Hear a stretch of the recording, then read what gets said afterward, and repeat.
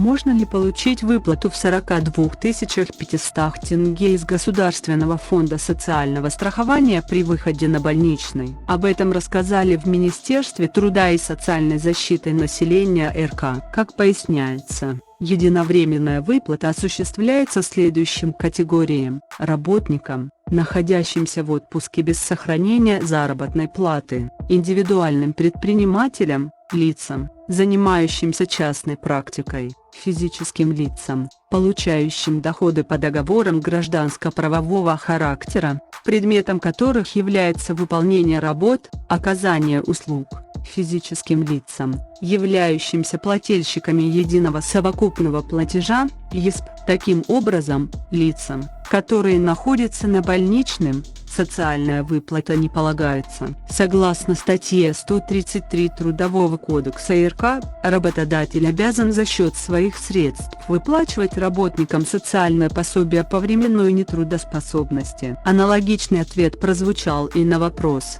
можно ли получить выплату, если сократили заработную плату? Если нет факта полной потери дохода, то данная выплата не полагается, говорится в ответе. Что делать, если не открыт счет в банке, и можно ли подать заявку на 42 500 тенге, указав счет супруги? При направлении заявления лицо обязано указать только свой банковский счет. Единовременную социальную выплату перечисляют на банковский счет только при совпадении ИН, ФИО и номера банковского счета лица, сказали в Минтруда, заметив, что времени для открытия счета достаточно до 1 сентября. Что касается индивидуальных предпринимателей, то они могут претендовать на выплату, если полностью потеряли доход с 5 июля 2020 года, с момента введения ограничительных мер в Казахстане. Факт потери дохода подтверждают районные, городские штабы,